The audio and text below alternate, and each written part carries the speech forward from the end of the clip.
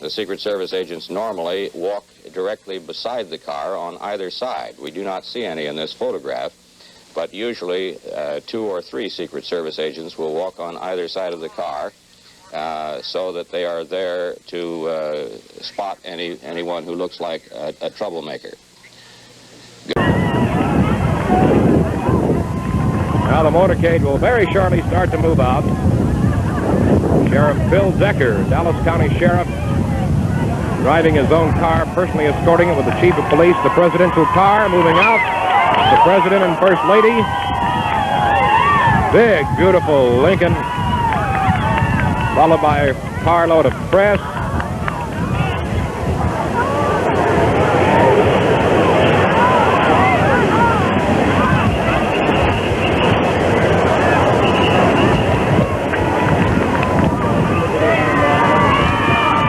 Secret Service men, the car behind. Then comes the Vice President and Mrs. Johnson, Senator Yarborough. Now people over in this area are getting a chance to see the President. That motorcade will swing way around, go by the Continental Airlines maintenance hangar, head out for downtown Dallas, where thousands should already be on the street right now, waiting for a view of the President and his wife. Dallas police out here in force today, doing a beautiful job of handling the crowd, along with a contingent of Texas Rangers.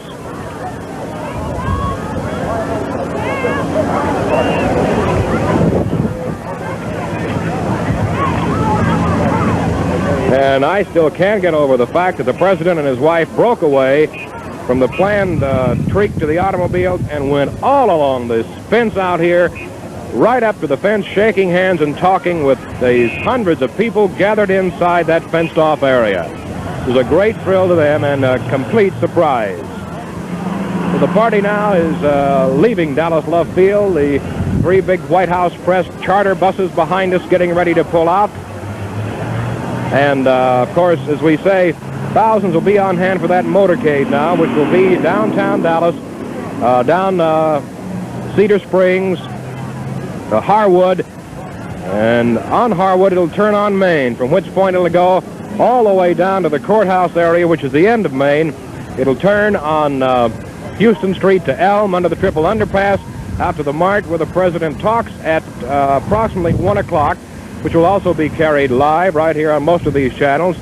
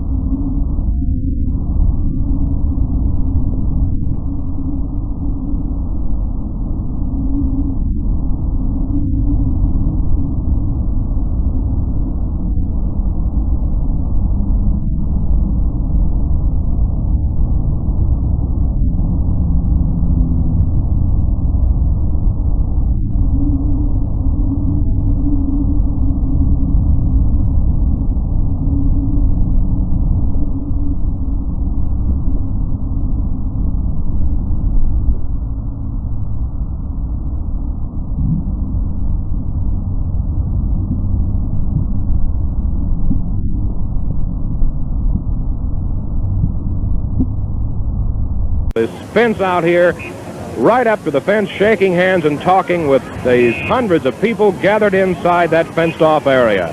It was a great thrill to them and a complete surprise.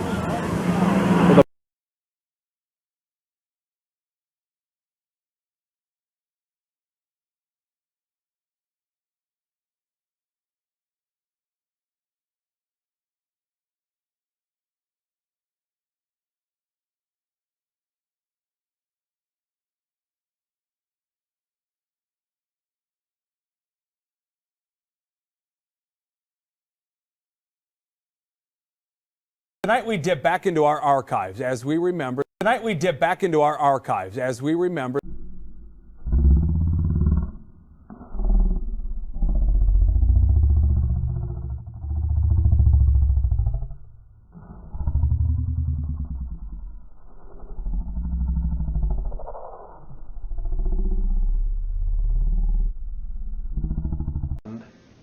But Henry Ribka. There he is by the pause button. That is Special Agent Henry Hank Ribka. Exactly doing what he said he was doing in his report in volume 25. This is a little bit of a blow up.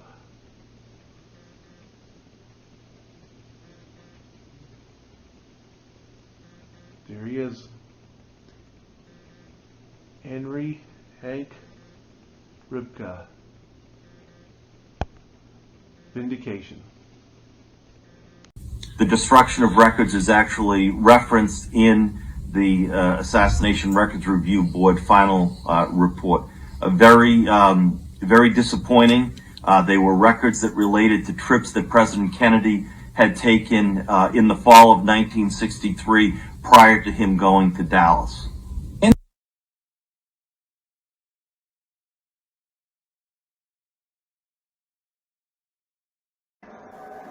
We're talking about the President of the United States. And I'm not a holier-than-thou guy.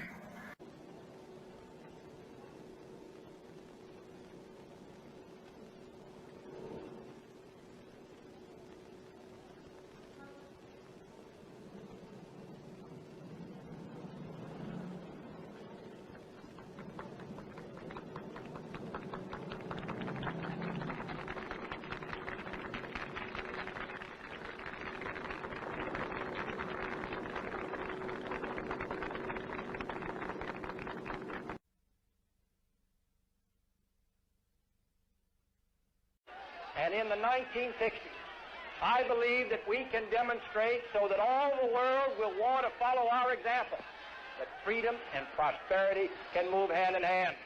I express our thanks to you, and I can...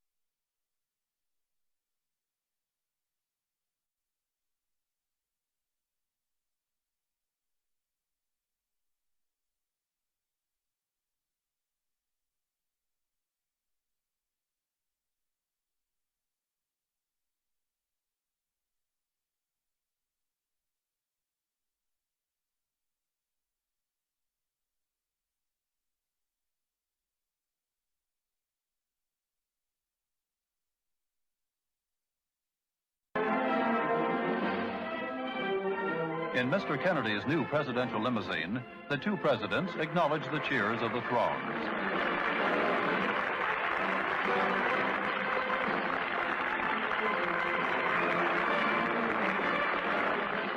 The end of the parade finds the presidential...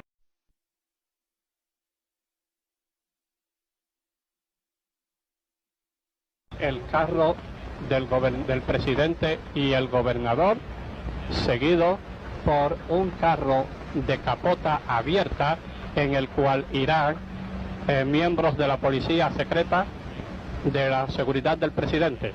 En el tercer carro, también de capota transparente, la señora Kennedy y la señora Muñoz.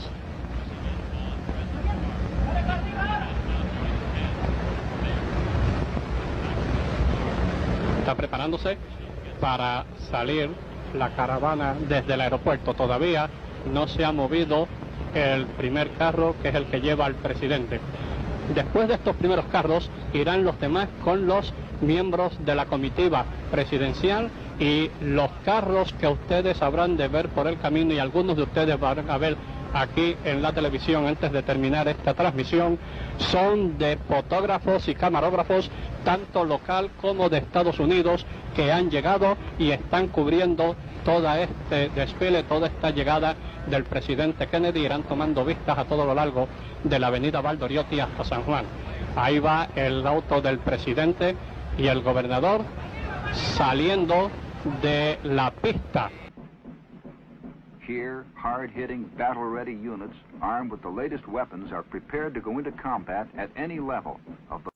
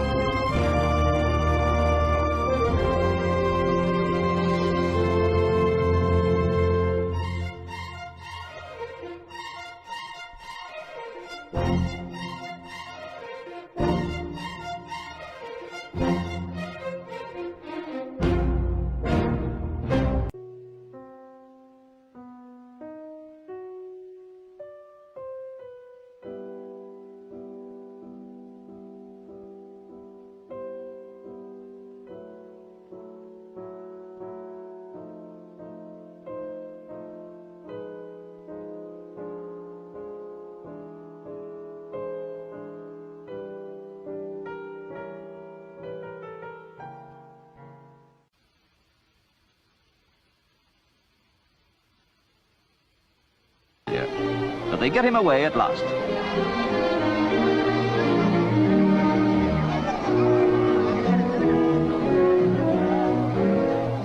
Back to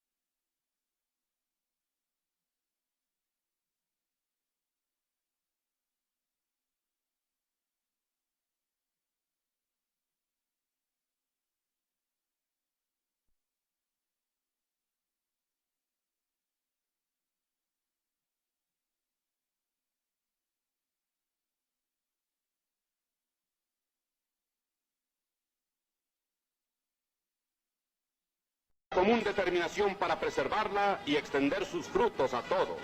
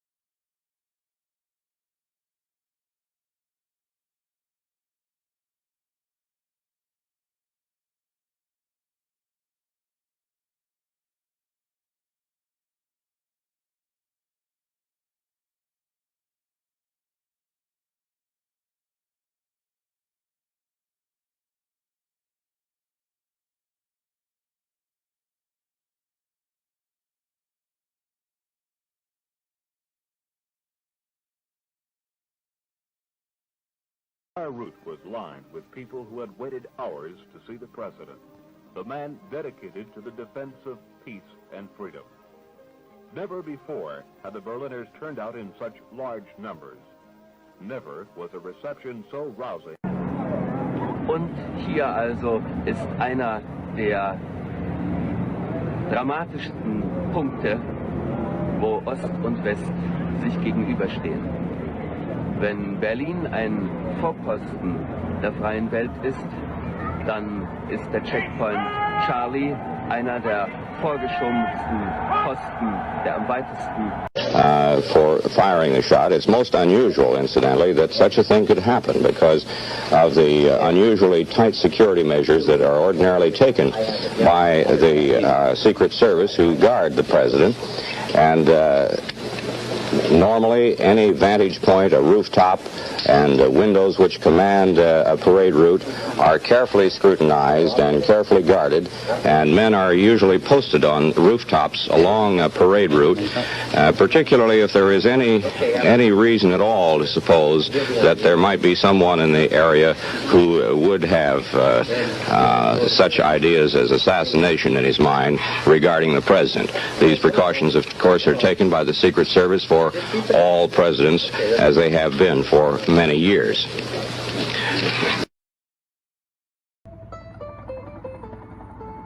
This is an aerial view of the motorcade route, showing the motorcade as we slowly moved along through the streets of San Antonio. Here we are. As you can see, I am thanked at the end of this program. As far as being someplace that it might have a sniper, you had to make sure all the windows were closed and have somebody to guard that building. We didn't have that kind of people, so we had to go like to the Fort Worth Police Department. I'll never forget, I worked with Chief Hightower. Hightower, yeah. Oh, what a great guy he was. But anyhow, I went to him and I said, Chief, I got a problem and you're going to have to help me.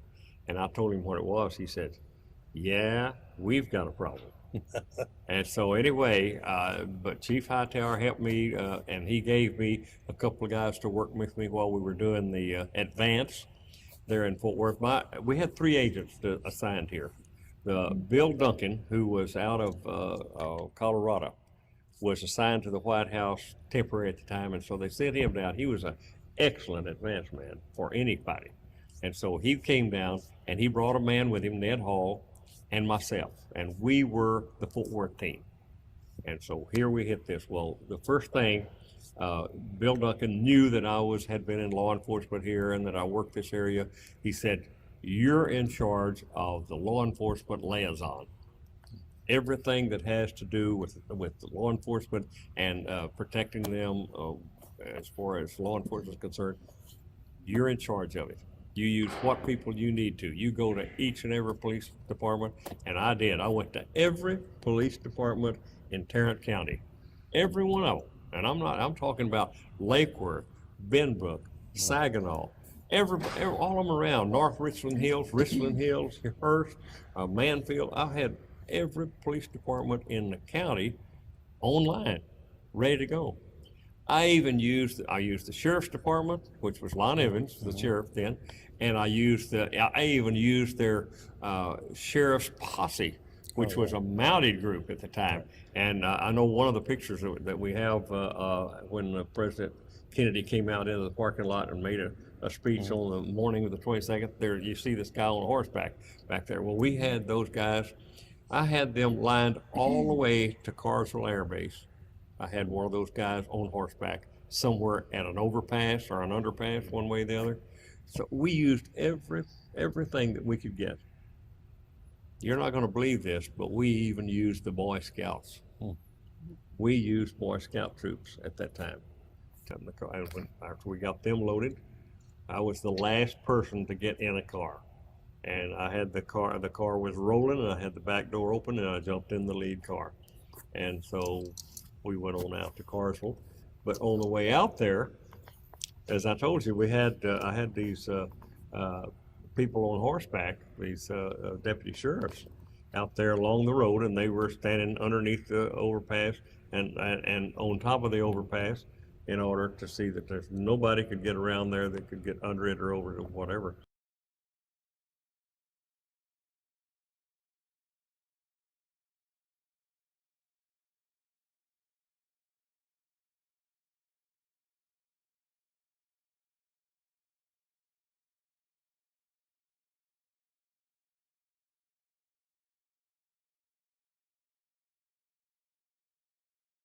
To try to clear the agency's name through the release of records.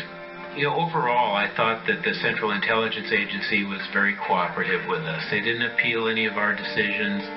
The FBI had a wonderful set of carefully cataloged records. They fought us for a time on all of our releases. Eventually, they gave up. Secret Service, on the other hand, was very difficult for us to deal with. Perhaps that was not surprising because November 22nd, 1963 was the worst day by far in the long history of the Secret Service. Everything was done poorly that day. This was a very dangerous situation. An open limousine. Secret Service, on the other hand, was very difficult for us to deal with. Perhaps that was not surprising because November 22nd, 1963 was the worst day by far in the long history of the Secret Service. Everything was done poorly that day.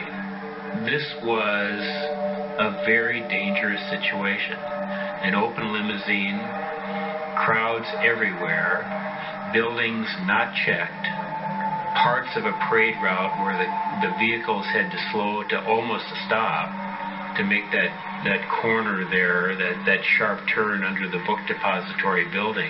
Now all you have to do is look at the films from that day to see people like within 2-3 feet of the president as the limousine poked its way down the street. So the Secret Service was entirely revamped, and procedures and policies were changed entirely on the basis of what happened that day. There was no coordination with local law enforcement that there should have been. The FBI was following Oswald. I mean, obviously they knew he was working in the school book depository building. Was there any discussion ahead of time that this guy was clearly erratic? A little coordination here would have made all the difference in the world. The FBI and the CIA were listening to his conversations in the Cuban and Soviet embassies in Mexico City 6 or 7 weeks before the assassination. They knew what this guy was up to. He was erratic. Yet no one checked out his employment in the book depository building. In terms of after the fact, I mean, I think the Secret Service was most interested in getting, the president obviously to the hospital fast and then getting the body out of Dallas. As far as their motivations, obviously they knew they had failed in their job that day. They failed to protect the President of the United States. Did they cover up things after the fact? They probably covered up, not doing their job very well. During the review board's work in 1995, they did destroy records relating to threat assessments in Dallas before November 22nd, 1963. Lowly hauled them in right away to explain what was going on. No, it was inadvertent. Where you've got a law that requires you to present everything to us for our decision. And, they blamed some low-level person. I mean, it was just, it was inexplicable. That the agency has a history of these kind of, I don't know what we want to call it, inconvenient episodes. You mentioned the Kennedy era. Yes. For my book, Zero Fail, I learned about an episode that's never really been reported, in which a series of boxes, and only the boxes that contained the juicy bits, so to speak, disappeared from the Secret Service archives at the same time that a committee that sort of replaced the Warren Commission, if you will, a committee of Congress was investigating the very high likelihood and a series of reports that Secret Service agents and headquarters had received numerous warnings and early red flags that Kennedy was being targeted by people who wanted to shoot him from a high spot in a building. And so that they were on alert long before they entered Dealey Plaza in Dallas. on that fateful day that Kennedy was killed. The boxes of records that contained this information, the warnings out of Chicago, the warnings out of Miami from a confidential informant, these boxes, the Secret Service embarrassingly had to report, had been destroyed as part of normal protocol. It happened to be right when this committee was seeking those records to find out how much the Secret Service knew about the threat to Kennedy before he was actually killed.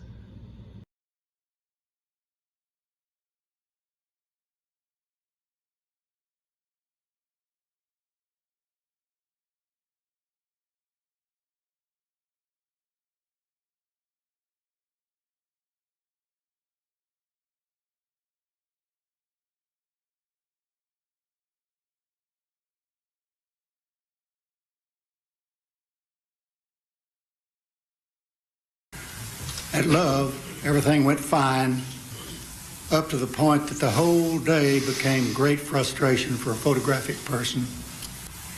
First thing, parades were usually handled with a flatbed truck for Poole and certain selected photographic personnel to ride in front of the presidential car on presidential parades. That was canceled at the last minute. We were put in Chevrolet convertibles to ride several cars back. I think we were about 6 cars, Bob Jackson and I, and a couple of other boys were in this parade. And that put us totally out of the picture.